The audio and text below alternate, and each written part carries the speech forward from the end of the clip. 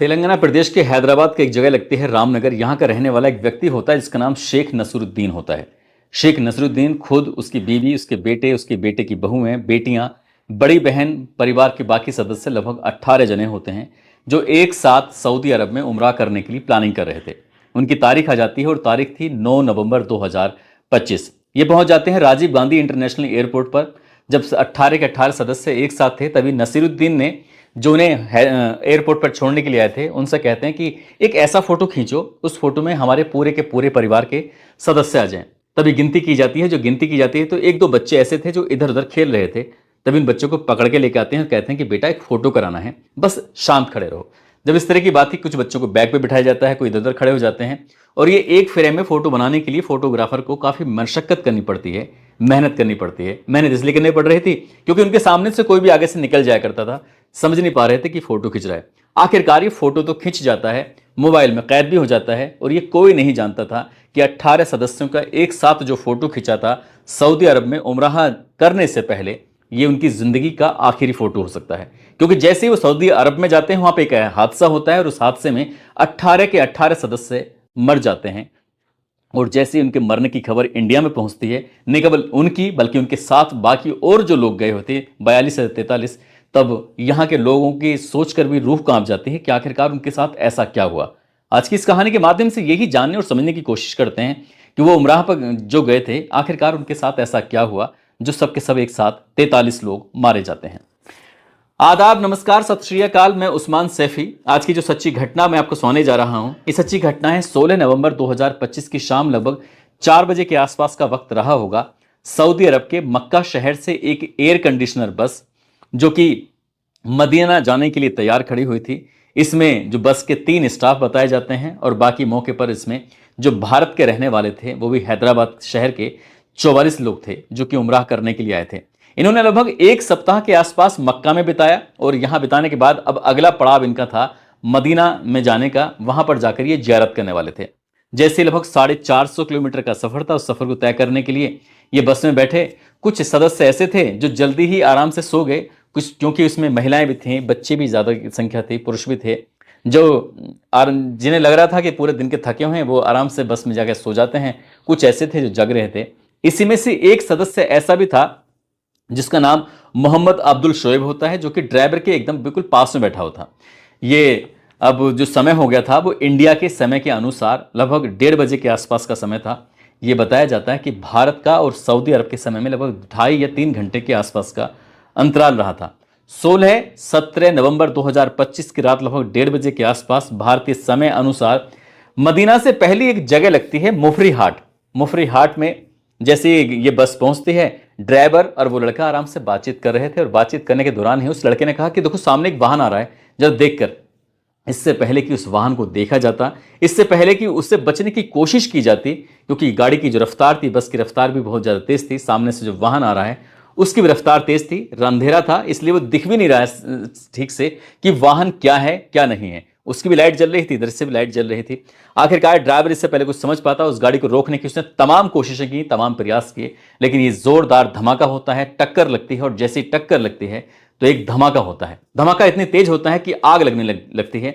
इससे पहले कि ये आग और भी विकराल रूप धारण करती, ऐसा बताया जाता है कि ड्राइवर भी मौका पाती उससे गाड़ी से बाहर निकल जाता है। जो लड़का उसके ठीक बगल में बैठा हुआ था, शोएब, जिसकी उम्र लगभग 24 साल के आसपास होती है, वो भी किसी तरकीब से कांच तोड़ता है और कांच तोड़ने के बाद वो भी इस गाड़ी से निकल जाता है, लेकिन वो घायल हो जाता है। शोएब जब घायल हो जाता है, हालांकि वो उससे बचने की तमाम कोशिशें की, लेकिन जैसे ही वो दूर जाके गिरता है, उसने अपनी आंखों से जो दृश्य देखा, वो देखकर वो जोर जोर से रोने लगता है, चीखने लगता है, बिलबिलाने लगता है। वो समझ नहीं पा रहा था कि आखिरकार पल भर में ही ये पूरी दुनिया कैसे बदल गई। दरअसल जिस वाहन से टक्कर हुई थी वो वाहन था कैंटर, और कैंटर के अंदर भरा हुआ था डीजल। और डीजल की वजह से जो आग लगनी शुरू हुई है, तो वो जो बस थी वो आग का गोला बन जाती है। और उसके आग का गोला वो आसमान में एकदम गुब्बारे की तरह उड़ रहा था। न केवल आसमान में उड़ रहा था बल्कि जमीन पर भी चारों तरफ फैल रहा था। और वो एक जो बस थी वो एकदम चिता का रूप धारण कर लेती है। जितने भी सदस्य उसके अंदर बैठे हुए थे वो धू धू कर जलने लगते हैं। चीख पुकार मच जाती है। जो जाग रहे थे वो चीख पुकार मच रही थी, बाहर निकलने की तमाम कोशिश कर रहे थे, लेकिन निकलने के लिए कोई रास्ता मिल नहीं पा रहा था। आखिरकार निकले तो कैसे निकले, लेकिन जो आग ने इतना विकराल रूप धारण कर लिया कि वहां से निकल पाना अब मुश्किल काम हो चुका था। यहां से जैसे ही आसपास के जो वाहन गुजर रहे थे, वाहन रुकते हैं, रुकने के बाद किसी ने वीडियो बनाया, वीडियो बनाने के बाद साथ ही कुछ ने पुलिस को सूचना दी, फायर ब्रिगेड की टीम मौके पर पहुंच जाती है। मौके पर पहुंचने के बाद ये आग को बुझाने की कोशिशें की जा रही थी। तमाम कोशिशें करने के बावजूद भी किसी को भी, जो गाड़ी के अंदर फंसे हुए थे बस के अंदर, वो किसी को भी बचा नहीं पाए। जितने भी सदस्य थे सबके सब उसमें फंस जाते हैं, मारे जाते हैं, जिसमें मरने वालों की संख्या होती है भारतीयों की 43, और जो बस में बैठे हुए थे 2 स्टाफ जो बस को चला रहे थे, 2 उनके भी मारे जाने की सूचना थी। कुल मिलाकर 45 लोग थे जो इसमें एक साथ एक जगह पर ही मारे जाते हैं, और वो इतनी बुरी तरह से झुलस जाते हैं, जल जाते हैं कि उनको पहचान पाना मुश्किल हो पा रहा था। ये दरअसल 9 नवंबर 2025 को तेलंगाना प्रदेश के हैदराबाद से करीब 52 लोग थे जो उम्रा करने के लिए सऊदी अरब में गए हुए थे। इनमें से जो 9 तारीख को इनका जाना था और 23 नवंबर 2025 को उनकी वापसी थी। इसमें से जो 52 लोग थे, 52 में से 4 मक्का में ही रुक जाते हैं। ये कहते हो कि हम अभी बाद में आएंगे, आप जब गाड़ी जा रही है तो आप गाड़ी से निकल जाओ। 4 सदस्य ऐसे होते हैं 52 में से, वो कह रहे थे कि हम कार से आएंगे, तो इसलिए 8 सदस्य ऐसे होते हैं जो रुक जाते हैं, और बाकी के जो सदस्य होते हैं इसमें बस से बैठ जाते हैं, जिन्हें मदीना जाना था। 450 किलोमीटर के आसपास का सफर था जो तय कर रहे थे। कुछ थके हुए थे तो कुछ अपना अल्लाह अल्लाह करते हुए जा रहे थे। 43 के 43 की मौत हो जाती है। इसमें सिर्फ एक बचता है, घायल शोएब, उसका भी उपचार चल रहा था, और जब हम इस कहानी को सुना रहे थे तो उस वक्त वो बोलने जैसी स्थिति में था ही नहीं। 17 नवंबर 2025 की सुबह लगभग 3:45 के आसपास के वक्त है। हैदराबाद में एक सऊदी अरब से फोन पहुंचता है मोहम्मद मंसूफ के पास। मोहम्मद मंसूफ से कहा जाता है, रोते हुए बिलबिलाते हुए, जिसने फोन किया था वो इनका रिश्तेदार लगता है, एक बालक है। उसने फोन करके कहा कि ये जो माँ है ना आपकी, जिनका नाम शोहरत बेगम है, उनकी मौत हो चुकी है। ये बात जैसे ही मंसूफ ने सुनी, उसे यकीन नहीं हो रहा था। उसने कहा कि किस तरह की बात बदतमीजी कर रहे हो, इतने सुबह सुबह तुमने फोन किया है, और फोन करने के बाद इस तरह की बेहुदा बातें करने के लिए तुम्हारे पास के वक्त मिल रहा है। इस तरह की जो बातें थी, वो आदमी को गुस्सा भी आता है जब उसकी माँ के बारे में ये बात सुनी। उसने कहा कि आपकी माँ मर गई है, साथ ही आपका जो भाई मंजूर है वो भी मारा जा चुका है, आपकी जो भाभी हैं वो भी मारी जा चुकी हैं, और आपका जो भतीजी है साहिन, वो भी मारी जा चुकी है। ये बात सुनने के बाद मोहम्मद मंसूफ को यकीन नहीं हो रहा था कि आखिरकार ये कैसी बात कर रहा है। तब उसने तस्दीक करने के लिए, जानने के लिए, फिर दोबारा से जब उसे ठीक से आंख खोलते हैं, पूछता है, तो ये बात पुख्ता खबर थी।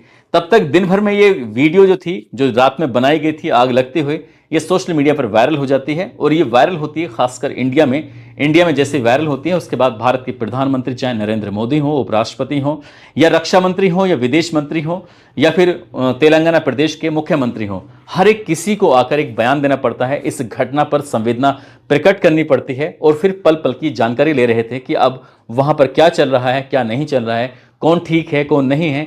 जब देर शाम तक हो जाती है, तब तक लोगों के पास, परिवार वालों के पास सूचना आनी शुरू हो जाती है। मीडिया का हैदराबाद के इस शहर के अंदर, इस जगह पर जमघट लग जाता है। ऐसी ही एक संतोष नगर जगह लगती है, ओवैसी कॉलोनी होती है। वहां पर रहने वाला एक व्यक्ति, वो मीडिया के सामने रोता हुआ बताता है कि साहब, करीब 10 या 12 दिन पुरानी बात है, उसकी बहन लगती है सबिहा बेगम उसके पास आती हैं, कहती हैं कि भैया, मैं अपने बेटे की बहू और जो पोता है हमदान और इजहान, उनके साथ वो उम्रा करने के लिए जा रही है। जैसे ही भाई ने ये बात सुनी, उसने कहा कि उम्रा पर जाने से पहले तुम्हें पूरी फैमिली के साथ, पूरे परिवार के साथ मेरे घर पे जरूर आना होगा, मैं तुम्हारी दावत करूंगा, और हमारे घर पे खाना जरूर खा के जाना। जैसे ही उस रिश्तेदार ने, उस भाई ने ये बुलाया इनको, तो पूरे परिवार के लोग एक साथ आते हैं, इनको अच्छे से खाना खिलाया जाता है, इनकी दावत की जाती है। इनसे कहा जाता है कि जब तुम सऊदी अरब में जाओ, जब तुम उम्रा करो, तवाफ करो, तो फिर वहां जाने के बाद हमारे लिए भी दुआ करना। इस तरह की बात थी। मीडिया वालों के सामने जब उसने ये पूरी कहानी बताई, तो वो कहानी बताते बताते रोने लगता है। उसे यकीन नहीं हो रहा था कि 10-12 दिन पुरानी बात थी, ऐसा लग रहा है जैसे कि अभी की बात है, लेकिन अब वो मर चुके थे, अब उस दुनिया में है ही नहीं, बस उनको याद करके वो रहा था। ऐसे ही मुशीराबाद के एक जगह लगती है हैदराबाद में, वही रामनगर है, वहां का रहने वाला सैयद होता है। सैयद के सामने जब मीडिया वाले पहुंचते हैं, तो वो कहता है कि उसका परिवार का ही सदस्य है, नाम है इसका शेख नसरुद्दीन। उसकी जो बीबी होती है अख्तर बेगम, उसकी बड़ी बहन, बेटा बेटी, पोता पोती, इस तरह से परिवार के लगभग 18 सदस्य होते हैं। जब उसे पहली बार ये पता चलता है सैयद को कि शेख नसरुद्दीन पूरे फैमिली के साथ, पूरे परिवार के साथ वो उम्रा करने के लिए जा रहा है, तो सैयद ने एक बात कही। उसने कहा कि तुम कैसी बात कर रहे हो, एक साथ उम्रा करने के लिए क्यों जा रहे हो, कोई तो ऐसा हो जो घर पे भी रहे, देखभाल करता रहे। उन्होंने कहा कि जब जाना सबको अल्लाह के घर में ही है, तो फिर यहाँ किस बात की फिक्र करनी है। इसलिए वो बच्चों को भी साथ लेके जाएंगे। अब ऐसे भी बूढ़े लोग जब उम्राह करने जाते हैं, हज करने जाते हैं, तो उनका भी कोई हज या उम्राह होता है, इसलिए जवानी में जाना चाहिए। और हमें अल्लाह ने इस लायक बनाया है तो बच्चों को भी साथ लेके जाते हैं।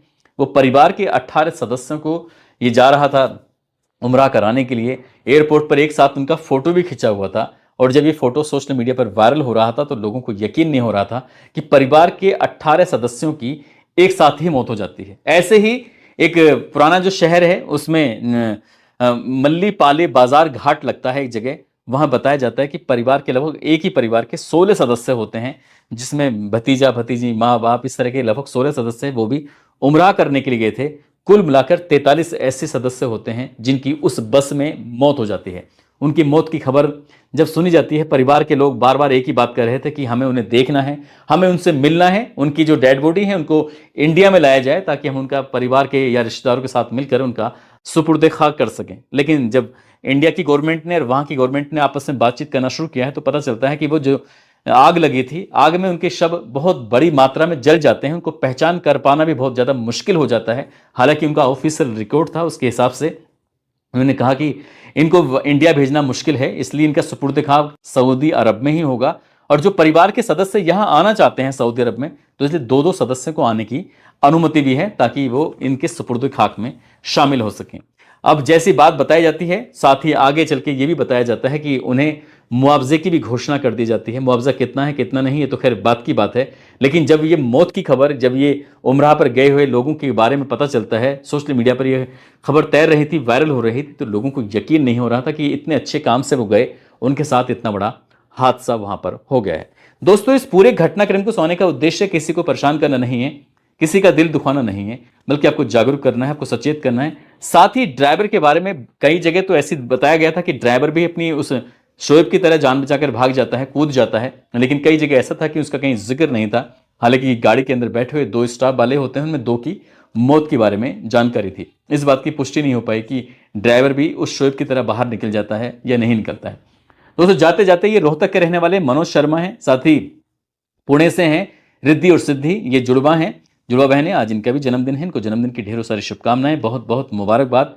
और कुछ लोगों ने नाम लेने की अपील की है, जिसमें फौजी एस के मिश्रा गोंडा यूपी से, शिवम मौर्य अंबेडकर नगर से, सूर्य प्रकाश तौफीक अली महाराजगंज से, मोहम्मद गुलजार अली मुजफ्फरनगर से, अवधेश कुमार सक्सेना हरदोई से, वरसीना खान इनकी मौसम खान मेवाती इनकी वाइफ है ये, डॉक्टर नजर आलम सिवान से हैं, इमामुद्दीन मंसूरी अहमदाबाद गुजरात से हैं, अजीज राजवंशी, अरविंद कुमार भरतपुर से, मोहम्मद आसिफ बिहार से। आप सब लोग अपना ख्याल रखें, सुरक्षित रहें। जय हिंद, जय भारत।